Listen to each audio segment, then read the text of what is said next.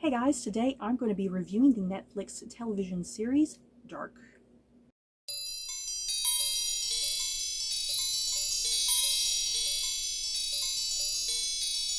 So, before I head into my thoughts and feelings on all three seasons of Dark, I am definitely going to have spoilers at some point in this video. I'm going to try to have a few minutes at the very beginning where I don't have any spoilers. So that way, if you've not seen the show, maybe the first couple minutes will get you interested to watch the show, and then yeah, the rest of the bulk of the video I definitely want to just get into more spoilery territory, because this is a show that's so difficult to talk about without getting into spoilers. And yeah, the show has been over since 2020, and all of the big reviews are up and out there on YouTube. And yeah, I'd much rather spend my time getting into the stuff that I really enjoyed about the show, the nitty-gritty spoilery stuff. So yeah, I'll try my best to keep the first couple minutes non-spoilery for those of you who would like to kind of get an idea of what the show is about. So yeah, let's get going. So if you don't know what Dark is about, it is a 2017 through 2020 television show that was on Netflix, and it's a German series, you guys. German crew, German actors, it's all done in German. I definitely recommend subtitles, not dub. The subtitles are amazing. I like listening to the actual actors, And it had 3 seasons, and it's set in this small German town called Winden, and it follows a community where there's been several disappearances of schoolboys that has been occurring. So these mysterious disappearances, it's really setting this small community on edge. What's happening? Why are these boys disappearing? And the thing is, historically, there's kind of been a lot of disappearances over the years, because even one of our main characters, who is a police officer, his own brother went missing 33 years ago. So it's 33 years later, and there's more disappearances happening with schoolboys. So yeah, the residents realize that there's kind of been this slew of disappearances that's been kind of going back for quite a little while, we find out.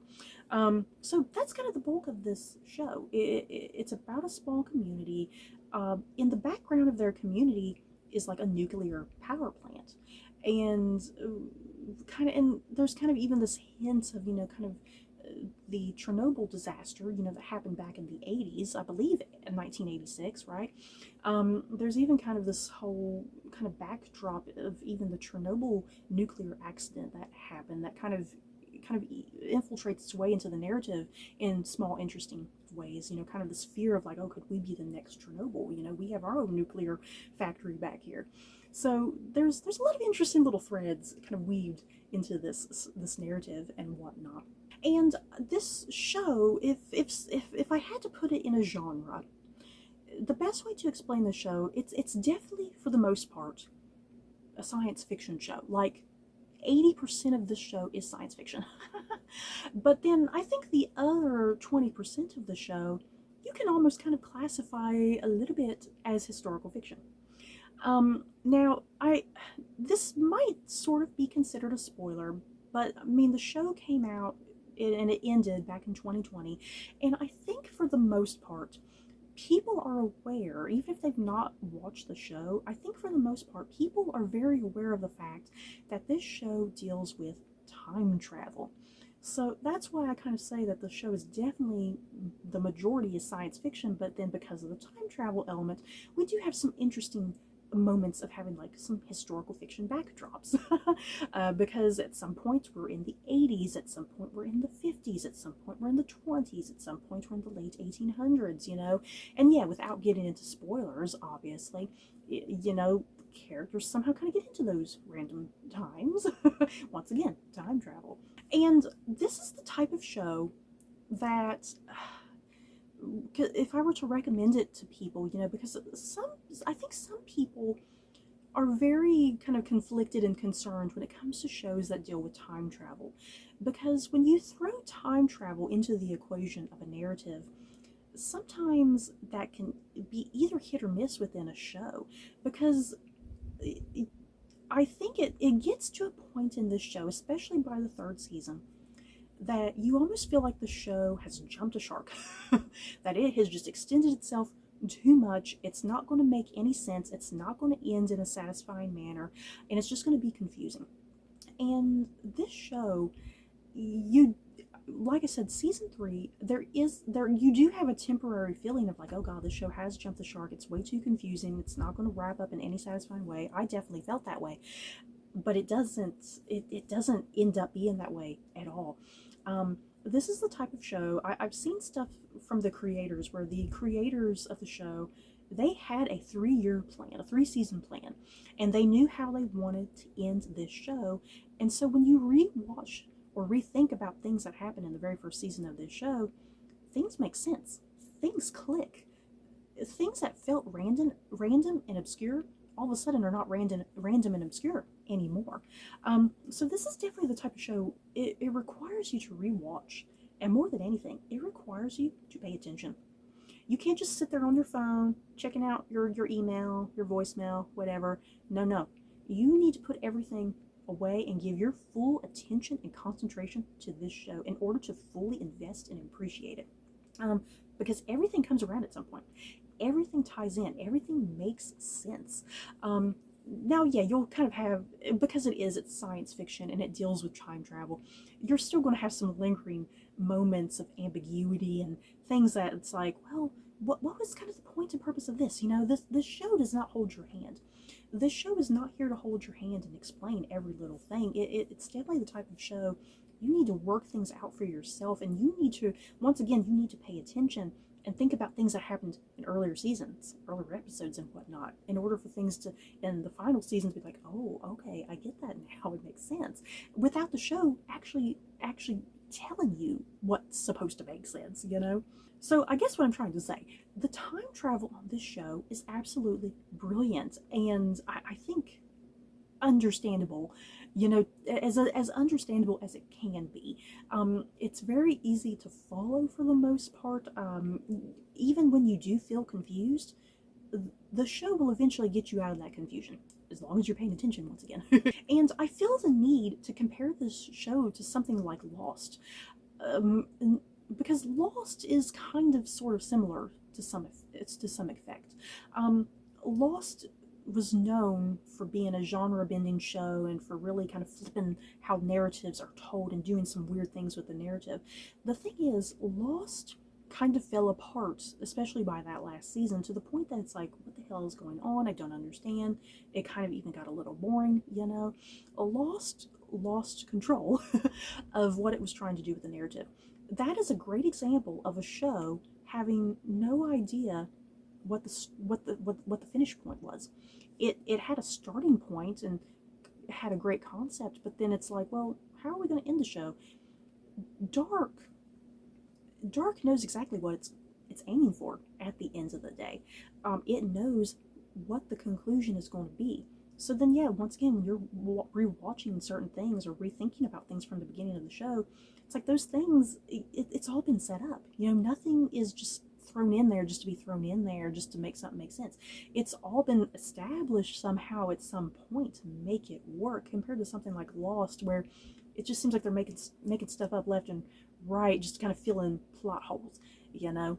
And I think what this show is ultimately about at its heart and core, it's a show, I think, about loss and grief and death.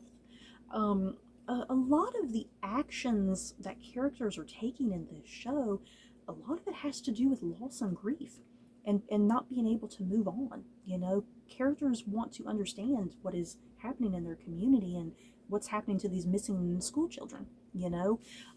It's very much about loss and grief. And yeah, especially as you're kind of winding down into the final season, it's as kind of character arcs are kind of coming to a conclusion.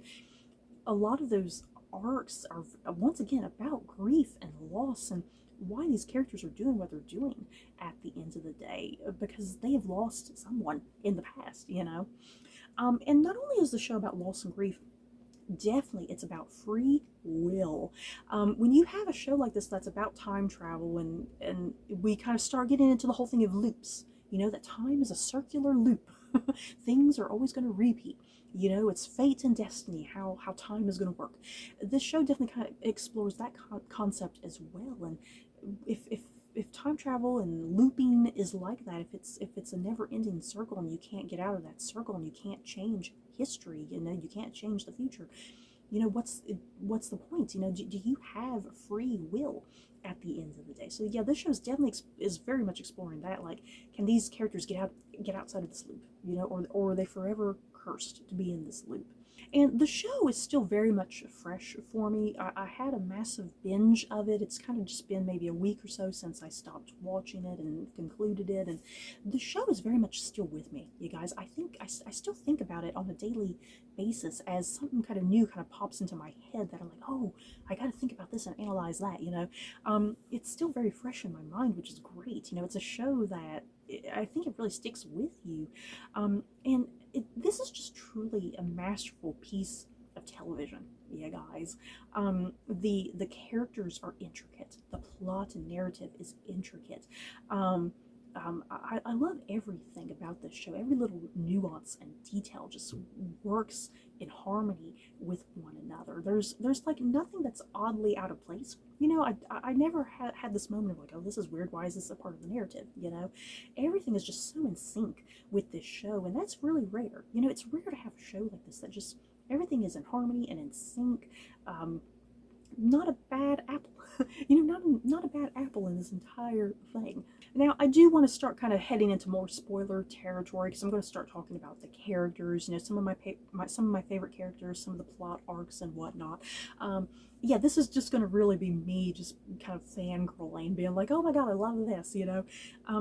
So yeah, if you haven't seen the show already, I really hope the first 10 minutes or so of this video, I really hope this maybe got you interested to watch this show. You know, if you love science fiction involving time travel, I think you're really going to love this. Even if you don't like shows like that, this show might change your mind about it. So yeah, getting into like character specific things, you guys. One of our main characters, I guess you would call him the main character, the character of Jonas Convald, played by Louis Hoffman, something like that. The character of Jonas is definitely your kind of central character to this narrative. I really love Jonas, you guys. All the various different versions of Jonas. We have 2019 Jonas, we have really hot, attractive 2053 Jonas. I loved him. And yeah, we have like old, crazy looking Jonas from like you know, in the future, but really it's more like the 20s, the 1920s that he's kind of stuck in. You know, it gets really crazy with Jonas, you guys. I've tried to think of all the details with him. But yeah, the character of Jonas is just such a really great character, just one of the greatest characters on television in general, you guys. Dear God, I love the complexity of Jonas. Jonas is just, he's a young man who's still in high school, and his father commits suicide at the very start of the show, and it kind of just goes down a whirlwind from there, you know. And and then finding out that the boy who disappears, Mikkel, who gets kind of, you know, he time travels back into the 1980s and whatnot, and he grows up to become Jonas's father. You guys, dear God, I did not see that plot twist coming. That was a great plot twist. That's kind of one of the earliest plot twists that you get with this whole show, is that Mikkel is Jonas's father. Dear God. Yeah, Jonas, I love the complexity and tragedy of his character. You know, he is such a tragic character at the end of the day, and he has to be the hero and savior of this whole thing, but he's also almost the villain. You know, he's almost kind of, he's part hero and part villain to this narrative, because a lot of what happens is because of his future self, you know. There's the middle-aged version of himself, and then also the older version of himself, who's like, who should be, I guess, in his 80s, you know. All those versions of Jonas are kind of the ones who are manipulating and controlling things and trying to fix things, but really they're not making anything better, you know. Louis Hoffman, I loved his performance, just such a remarkable performance from him. And then, yeah, playing Jonas as well, the 2053 version of Jonas, as I already said, the hot version of Jonas, I love him. Played by Andreas Peichmann. I previously saw him on 1899, which is also created by the creators of Dark. Unfortunately, 1899 didn't do as well as Dark, and it got canceled, which I'm still pissed off about Netflix. But yeah, that version of Jonas, he was on 1899. He played the captain on 1899. Yeah, I loved Andreas Peichmann's. I loved his performance as that version of Jonas. You know, a Jonas who has seen some shit. He has seen some things go down, and he knows what is happening. He knows that this apocalypse is coming. He knows that the younger version of Jonas can't stop anything, can't control anything, because if he does, then everything's just going to blow up, and time is going to corrupt and blow up, you know? It's a whole thing. You know, you can't create paradoxes. You know, you can't create paradoxes, you can't change things. Once again, playing into the whole thing of, do you even have free will? So yeah, Jonas, a fantastic character. I loved him to bits. And then playing the character of Martha Nielsen, Lisa Vicari, she's a very kind of unassuming character initially, because she doesn't have too terribly much to even do in the first 2 seasons. But boy, oh boy, does Martha get a hell of a lot to do in season 3, and all of a sudden, she is a very central, integral, important character, especially for Jonas, because a lot of what Jonas is doing, because of how season 2 ends with Martha getting killed, you know, a lot of what Jonas is doing is it's all because of his love of Martha. And once again, the themes of love and love, death, grief, loss, a lot of this kind of occurs because Jonas is trying to prevent the death of Martha. You know, his future selves are trying to prevent her death, and it's just not working. This loop just keeps on going. You know, Jonas fails every single time in this loop. So yeah, I really loved and appreciated Martha. I found myself loving her just so much more as the seasons kept progressing. You know, and yeah, especially by season 3, I loved everything going on there, and yeah, her being much more in the know now, you know, alongside Jonas about what the hell is going on and whatnot. This is the type of television show I don't think there's a single character I disliked. You guys, I loved every single character. Just to kind of touch on some of them here, I really liked Claudia, Ulrich, Charlotte, Hannah, yes, Hannah, Katerina, Noah, oh Lord, Jonas 2053 is my favorite character, but then I think Noah is easily my second favorite character, you guys. The character of Magnus, Francesca, Bartosz, Mikkel, even little Mikkel, you know. Seriously, every single damn character on this show I loved, and every character served some sort of function and purpose at some point in the narrative, you know. And just any random thread with all these characters, every single random thread somehow got wrapped up and wonderfully tied up, you know, but still kind of leaving bits and hints of ambiguity on occasion with them, you know. The show is not known for its comedy. This is definitely a really dark, as the title of the show suggests, it's a very dark and raw and gritty show. There is absolutely no levity to this show. But the character of Waller, he's kind of the one character that's a little amusing because he at some point he has an eye patch. What happened to his eye? It never gets explained. At some point, in one of the alternate universes, the alternate 2019, like he's missing an arm. What happened? I like the kind of the comedic element with his character, because a couple different times he attempts to explain what happened to his eye, what happened to his arm. It gets interrupted every single time. So that's really the only bit of humor and levity you get to this show is the Waller character, and I appreciated that character just because of that. Moving on to the character of Tannhaus really quickly. That was so fascinating that what the show kind of boiled down to, it all had to do with Tannhaus, and the fact that Tannhaus lost his son and daughter-in-law, and and his granddaughter, you know, who eventually somehow becomes Charlotte. It's really complicated, you guys.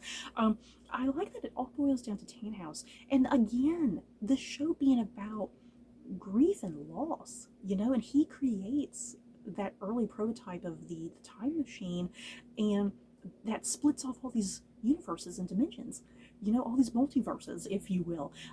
It's because of his grief that this whole show even exists, which is so fascinating. I love kind of that twist there, because like the whole show, they kept going on, what is the origin of how all this starts, and everybody kind of has their own theory about the origin, But then, yeah, you get that reveal, oh, it's Thanos, because he lost his son. You know, he lost his whole family.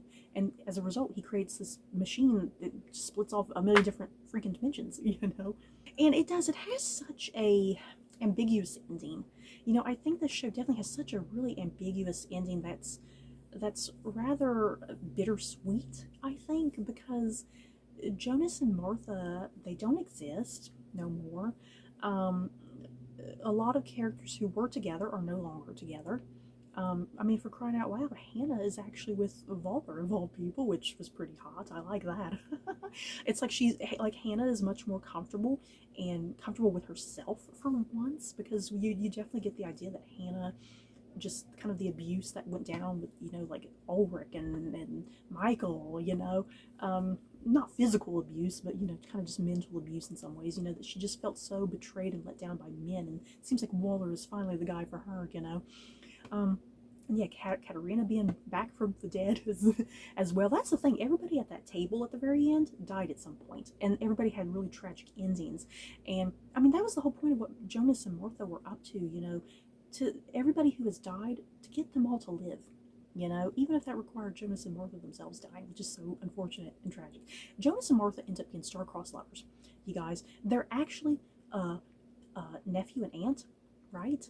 Right? Something like that? Oh my god, if you thought Jon Snow and Daenerys Targaryen were bad, wait until you see Jonas and Martha. But yeah, like I said, that ending is rather ambiguous in some ways, and it's really bittersweet because all of those characters are alive, but other characters are gone as a result, you know, especially Jonas and Martha, unfortunately. It's all very tragic, dear God. But still, a fitting conclusion. You know, I think a fitting conclusion. I don't have anything to be angry about with the ending. And yeah, just kind of end here. What I love about this show, I just love the originality of this show. Yes, there's plenty of other shows out there that deal with time travel, but there's just something about this show that it deals with time travel in such a unique, clever way that works, makes sense. Yes, you're going to be confused for a good majority of it, but I guarantee by the end, you'll at least understand about 80% of it, a lot better than you did from the beginning. There's going to be confusing elements, but I think a lot of it, what's left over that's confusing, I think is meant to be that way. It's meant to be kind of ambiguous, and a little confusing, deliberately at times, near the end. But I love the creativity and how original this show is. I love the risks and chances that it takes. It never holds back. It's not trying to please anybody, you know. It's telling the story that it wants to tell, and screw the consequences. You know, if you don't like it, you don't like it. They're telling the story they want to tell. They're gonna kill who they want to kill. They're gonna put whoever they want together. You know, and I just love that about this show. And I love the themes that it's exploring. Like I said, I love that this show is dealing with loss and grief. Love is definitely a big, huge part. You know, love and death, sacrifice, free will. Free will is definitely a big, huge thing. It's such a perfect show. I think there's not too many perfect shows out there. This is a show that's definitely going pretty high up on my list of favorite television shows ever. And like I said, it's the type of show that needs to be rewatched. I ended the final episode like my mouth just hanging open, you know, like wow, like just thoroughly impressed with this show. And I left it being like, man, I want to rewatch it like right now. Because it's a type of show that, like, knowing the ending, knowing where certain characters go, where the plot goes, like, rewatching it, I think I'll get so much more out of it. Because as I was getting to certain parts and things were getting explained, like, it would click in my head and I would think about something that occurred back in season 1, and it would be like, oh, that makes sense now. You know, like especially like Noah's relationship with the little girl, I can't think of her name, not Charlotte, Charlotte's daughter, Elizabeth, that's it. Like Noah's relationship with Elizabeth and Bartosz, yeah, you guys, that connecting thread between those characters, like all of that, when I think back on certain things with season 1, it's like, oh my god, dear god, that makes total sense now. You know, it's little things like that where you kind of start recalling certain things, that things make sense. So I would love to have a rewatch where, now that I know things, I can kind of read behind the scenes, read behind the lines of what a character is doing, what their motivation is, you know? So yeah, this show is just absolutely brilliant, you guys. I have no other words for it. So you guys, that is it for my thoughts and feelings on the TV show Dark. If you can't tell, I freaking love this show. It's like pretty much damn near perfection from start to finish, and I don't say that about a lot of shows. So yeah, Dark is a fantastic, enjoyable, great time. I say enjoyable. You're going to cry and you're going to be upset and you're going to be confused, but still, it's enjoyable. Believe me. So yeah, you guys in the comments below, have you guys seen Dark? Do you plan on watching it? Just let me know your thoughts down below. So that's it for this video. Don't forget to like, comment, and subscribe. And if you like this video, you may like these other videos. Bye, guys.